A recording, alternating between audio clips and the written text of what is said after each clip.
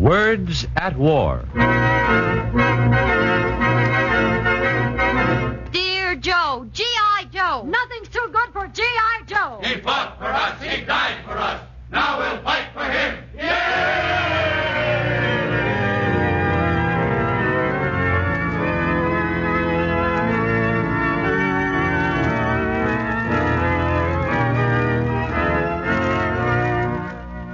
All those who have participated in this series, the editor, the director, the writers, the musicians, the announcers, engineers, and actors, are proud to be able to continue to bring you one of the most widely discussed programs in America, Words at War, dramatizing the most representative books to come out of this great world conflict. Because of your many letters and requests, the first two programs in the current series will be repeats of previous broadcasts. Our first repeat performance on Words at War tonight is Willard Waller's book, The Veteran Comes Back.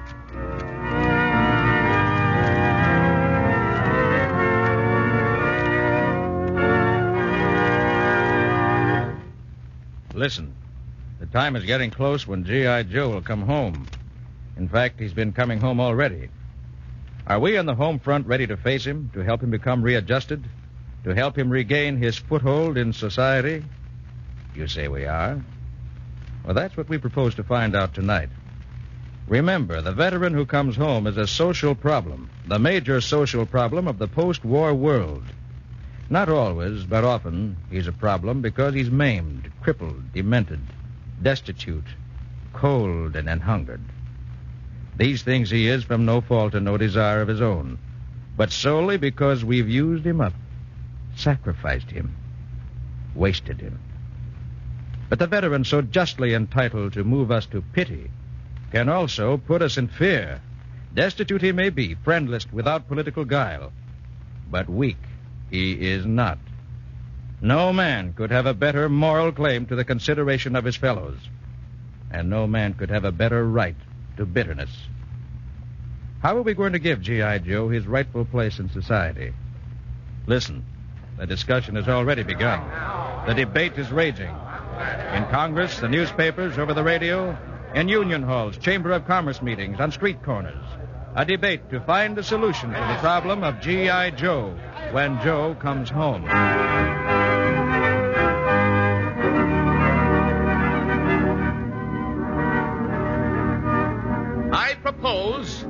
I propose that the boy's coming back in every consideration. Absolutely and positively, I'm for it. Always have been, always will be. Look at my record. Nothing is too good for G.I. Joe. Motion seconded. Motion approved. Motion carried. Dear Joe, G.I. Joe. Nothing's too good for G.I. Joe. He fought for us. He died for us. Now we'll fight for him. Hey, fellas, listen to me. There is no one closer to our hearts than G.I. Joe. He is the one to whom everyone in the nation owes a debt of gratitude. He is the one who is making the sacrifices, his life, if need be, on every battlefront in the world. It is him who we must honor, cherish, protect, our G.I. Joe. Hey, fellas, wait a minute. I've got something. Let's make it right with G.I. Joe. But how? By giving him a bonus. $100. $200. $300. How about jobs? Send them to Alaska. Build a new highway. Give them all the war plan. Does G.I. Joe want that? Of course, $700. $800. Will that be enough? -1,000. No! Dear Joe, G.I. Joe. Nothing's too good for G.I. Joe. He fought for us. He died for us. Now we'll fight for him. Hey, you guys, I want to say something, too. I got a ride. Quiet, please. We're having a discussion. We must take measures at once. To make up for what he's lost. To restore him to health. To give him a better life. A voice in the government. Quiet. Pardon me. His rightful place in society. The admiration of his fellow men. The gratitude of the nation. Motion approved. Seconded. Carried. Dear Joe, G.I. Joe. Nothing's too good for G.I. Joe. He fought for us. He died for us. Now we'll fight for him. Hey, now look here, you guys. I've listened long enough. How about giving me a chance? I've got something to say, too. Who is this guy? I'll tell you who I am. I'm the guy you're talking about. The guy whose face you've spread on all the war bond posters. The guy who's doing the fighting and the dying. And incidentally, the guy whom nobody's bothered to ask for an opinion. Yeah, I'm G.I. Joe. Sorry to bust up your nice, chummy meeting, friends, but I've been listening to your discussion for a long time. And the least I can say about it is, I don't like it. You don't like it? But we're doing it for you, for your own welfare. Maybe, but I still don't like it. But why? Why? Because you've overlooked one important point, friends. One very important point. What? Today, more than at any time in history, the veteran is a threat to society. What? I'll say it again. As a future veteran, I ought to know. The veteran is a threat to society. I heard you say before that nothing was too good for G.I. Joe. That has a familiar ring, fellow citizens. Did you ever hear this poem by Kipling? It's called Tommy Atkins. I went into a theater as sober as could be. They gave a drunk civilian room, but hadn't room for me. They sent me to the gallery or around the music halls, but when it comes to fighting, Lord, they'll shove me in the stalls. For it's Tommy this and Tommy that and Tommy wait outside, but it's a special train for Tommy when the troop ship's on the tide. What is that supposed to prove? It proves, friends, that during any war in history, nothing is too good for the veteran. After the war, nobody gives a damn. But this time, the boys aren't coming back to selling apples, and they're not coming back to charity. This time, if we don't get what we want, if we don't get what we've been promised, if we don't get what we deserve, you can kiss your democracy goodbye. I'm prepared to prove my point. With pages from history written in blood. With record of the veteran's anger. Today, I've come to testify before the nation. To call witnesses. No, you can't talk like that. It's against the law. Against army discipline. Let him talk. Let him talk. We want to hear what he's got to say. Yeah, go ahead. Call your witnesses, Joe. All right. My first witness is Private Jeremiah Smith.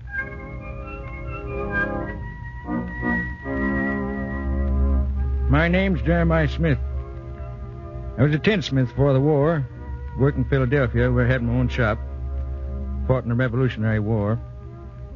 It was on October 19th, 1781, that we heard the news. War was over. We were to be demobilized. The news was met with sullen resistance. Demobilized? I'll be hanged if I'll be demobilized without receiving my pay. Give us our pay and we'll go home, and not before. Yes, give us our pay. We're not beggars. We're entitled to it. We fought for it. Justice. We'll get justice from Congress. On to Philadelphia. If they don't give us our pay, we'll take it by force.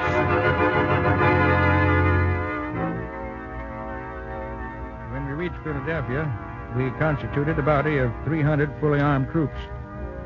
Together with the Philadelphia garrison, we marched in the Continental Congress. It was mutiny. Finally, Congress was forced to remove from Philadelphia to Princeton, and the mutiny died. A little later, we were discharged, shortchanged and swindled, and the speculators reaped the harvest. It was only because America was young, and there were new frontiers to be explored, that counter-revolution was averted. Have you anything to add to your testimony, Private Smith? Yes, I do. I only hope that the veterans of future wars will receive better treatment from the people of the United States. Did you hear that? Private Smith hopes that the veterans of future wars will receive better treatment from the people of the United States. Did they? I call my next witness, Corporal Rufus Bowers.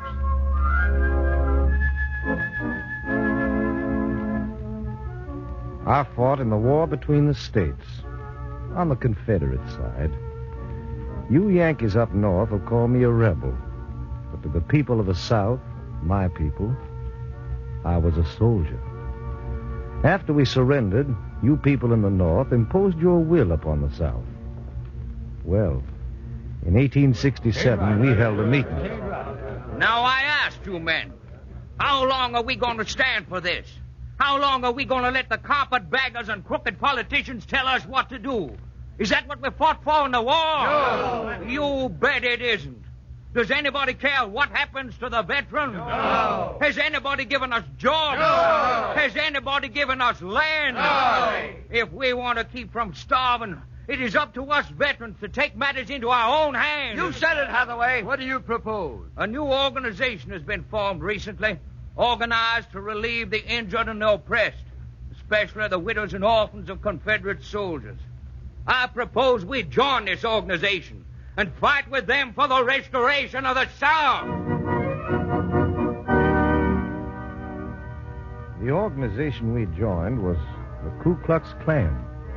The whole South became the Invisible Empire. Our leaders were our officers.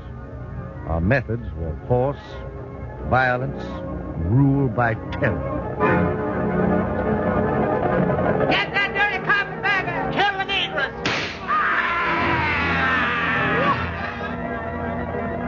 We rode through the night, setting fire to the homes of the poor whites and the Negroes, driving them from their land. We soaked wooden crosses with kerosene and set them ablaze to spread fear through the countryside. We killed.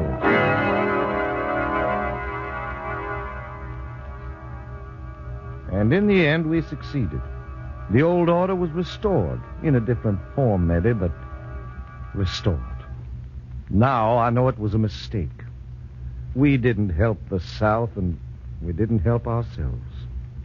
But I also know that in those days, we were bitter enough to follow anybody who promised us salvation. I can only hope that the veterans of future wars, if there be future wars, will receive better treatment and a greater understanding from the people of the United States. And did they? Well, let's see.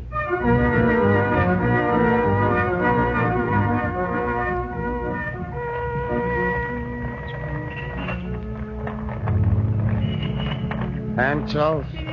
Buy a pencil, please. Who'll buy a pencil? Anybody want a pencil? Please buy a pencil and help a veteran. Can't you look where you're going, you old bum? Excuse me, lady. You've torn my stockings. Well, I guess you're lucky to have legs, lady. I'll report you to the police. That's what I'll do, you old Pencils. Apples, 5 Buy a cents. pencil, please. Apples, 5 cents. Cents. Oh, hello, Joe. Oh, hello, Charlie. How's it coming? Selling any today? I was hoping on picking up $1. Thought I'd bring some milk home to the kid for a change. Yeah, but I guess today's not the day. Yeah, it's tough. Cold out today. Must be close to 0. Yeah, just like that night on the Argonne, huh? Yeah, those were the days. We were heroes then, eh, Charlie? Yeah.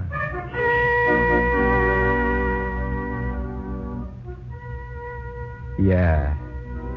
That's the way we took care of the veterans. And this is the way some of the veterans took care of themselves after the bitterness had a chance to take root and spread like a disease. Yes, sir? What can I do for you?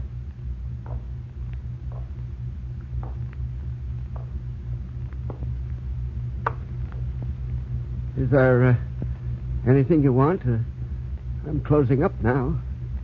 This is a holdup. Hand over the dough. No. No, please don't shoot. I'm an old man. Please, mister. I said hand it over. But it isn't here. I took it to the bank and... Open that cash register. Open it. Now hand it over and don't make a move or I'll plug you. You dirty little profiteer. Getting rich while other guys are out doing the fighting for you. Help! Help, please! You help! dirty little rat. This'll fix you.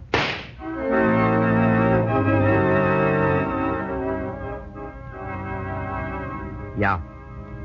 We took care of them all right. We taught them how to kill, and then we turned them loose to starve.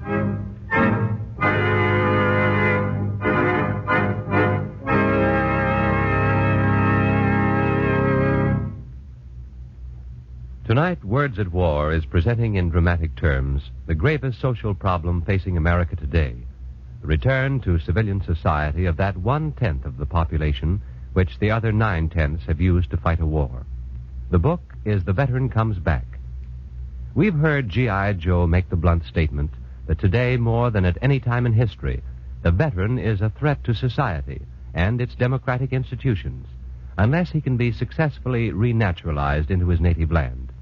We've heard from two witnesses, a veteran of the Revolutionary War and one from the Civil War, corroborating the evidence. We've seen what happened to the veteran after World War I.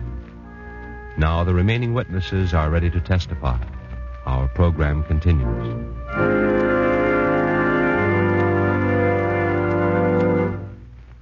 My next witness is Private Mike Haggerty.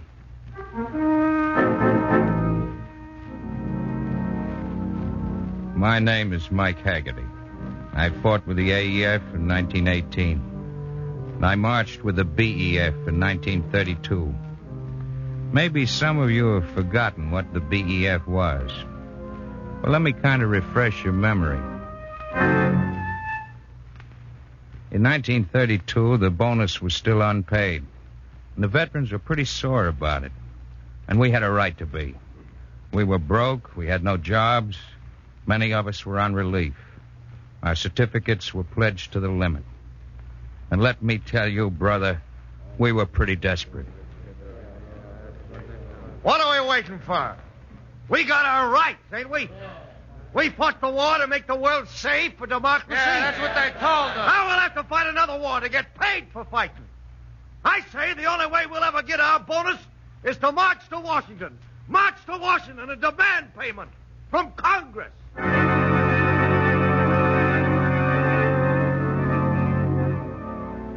In May of 1932, the first veteran contingent left Portland, Oregon. That was the beginning of the BEF, the Bonus Expeditionary Force. We traveled in old jalopies, hitched rides, and rode the rails. And from every state, veterans came to join us.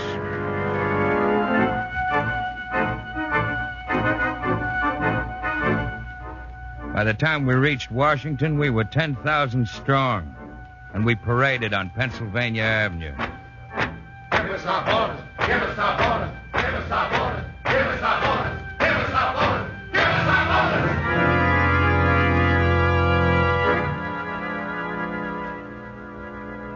bonus. Soon there were 20,000 of us, camped at Anacostia Flats near the Capitol. Our wives and children came, and we built our shacks and lean-tos. The way it looks right now, we'll be here until 1945. Yeah, we had made up our minds. We were going to stay there until 1945, if necessary. We came to tell the people to make good on their promises, to get payment for a debt. But we never figured they would use the Army to drive us out. The big push began on Bloody Thursday, July 28. Troops from Fort Myer, infantry, cavalry, and 5 tanks. Here they come, men. Now remember, hold your ground. Hold your ground. Hey, they're using tear gas. Get the kids out of the way. Somebody take away the kids. Tear gas.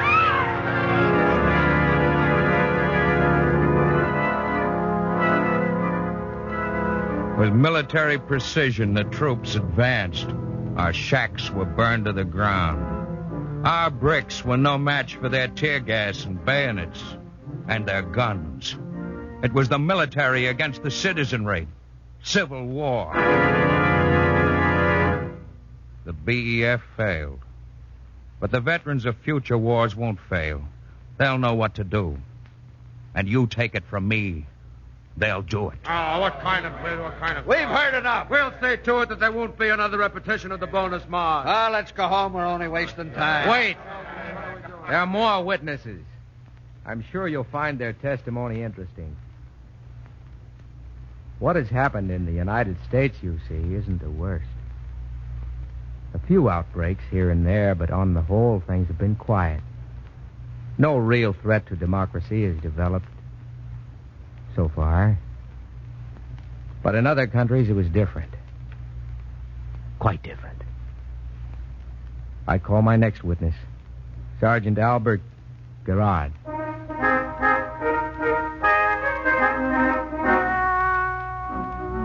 I am Albert Gerard, a veteran of France.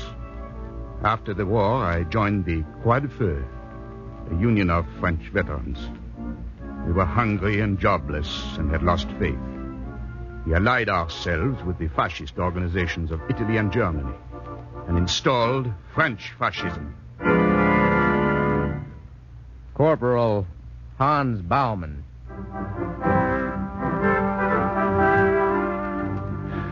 I am Corporal Hans Baumann, a veteran of Germany and a member of the elite guard. In 1918, we lost the war, but kept the course. People gave us nothing. But there was a man who did. We, the German veterans, helped our Führer Adolf Hitler establish National Socialism in Germany. Private Luigi Romano. We, the veterans of Italy, marched with Mussolini on Rome and helped establish I Fascisti. No. You're trying to prove that our veterans will behave like Germans. You're crazy. The bonus march was a mistake. Our veterans will never act like thugs and bullies. They'll never make war against their fellow citizens. Besides, this will be a victorious army when it comes home. It is clear, ladies and gentlemen, that this man doesn't know what he's talking about. Well, he is bitter, naturally. But that will pass away when he comes home and finds his loved ones waiting for him. All the bitterness will evaporate. Evaporate? Don't count on it. We're a democracy, and we'll remain a democracy. You hope.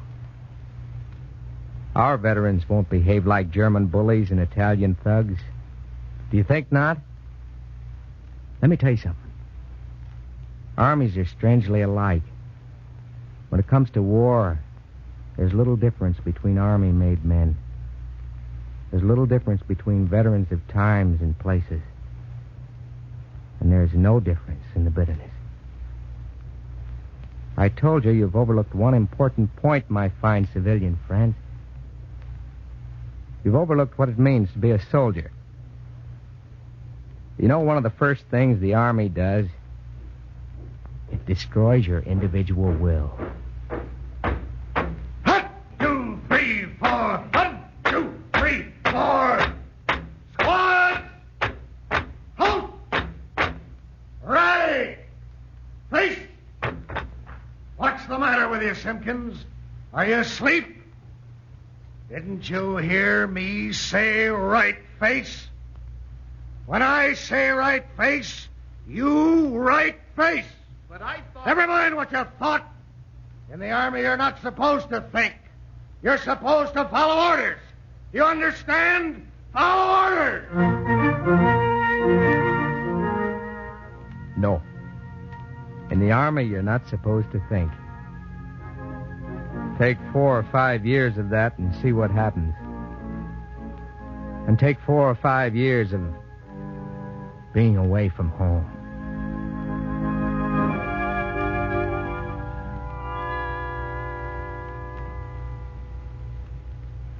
Come on, brace up, kid.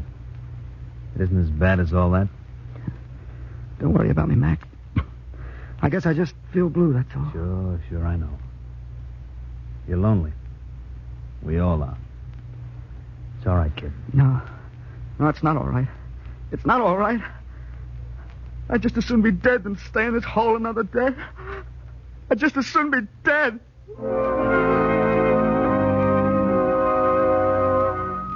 Yeah. Loneliness. The kind you've never felt in your life. And fear. Fear and horror.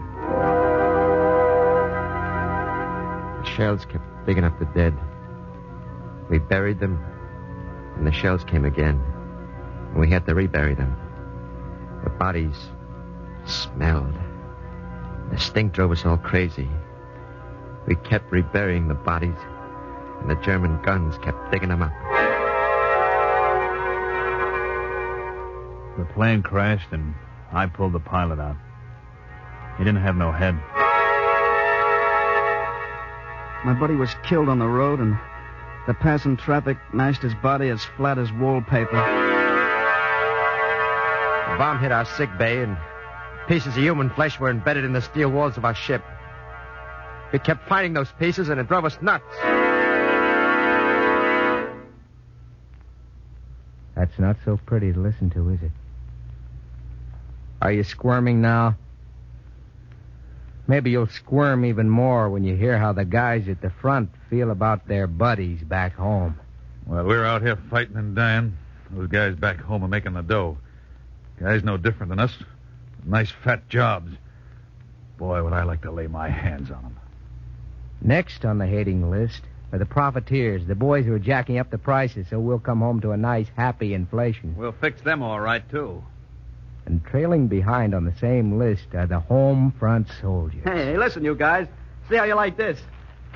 There are men in the Navy who got commissions, although the only ship they have ever seen is a junior partnership. It isn't funny.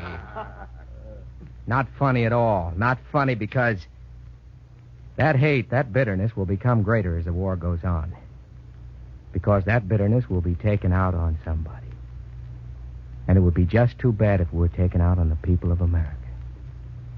It would be just too bad if G.I. Joe came home and followed an American Hitler who promised him the things he will not find. What do you propose, then? I'll tell you what I want. When I come home, I want to see a better America. What do I mean by that? I mean a society in which there are jobs for everybody. Planned jobs with a decent living wage. I want better housing for me and my family. I want security, social and otherwise. I want you to think of human rights when you begin to reconvert, not just profits. I want a better educational system. I want a health program, medical care for me, my kids, and my family. I want a rehabilitation program. I don't want bonuses and pension. But I do want the same kind of prosperity and peace that you now have in war. I just remember this. When we come home, we'll join our veteran societies. Some the VFW, some the American Legion.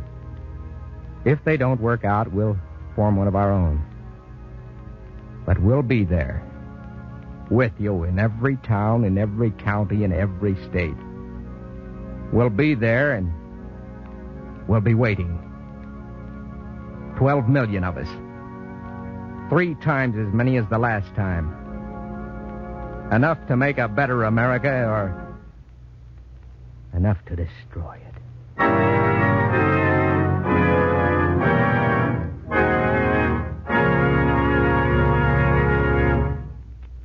Tonight on Words at War, we have brought you The Veteran Comes Back by Willard Waller. The radio dramatization was by Ben Kagan of the NBC script staff. Lawson Zerby was heard as G.I. Joe. The music was arranged and played by William Meader, and the production was under the direction of Joseph F. Mansfield.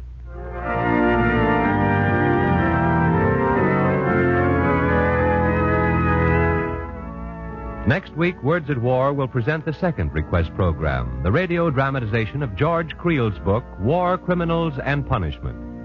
Words at War is brought to you in cooperation with the Council on Books in Wartime by the National Broadcasting Company and the independent radio stations associated with the NBC network.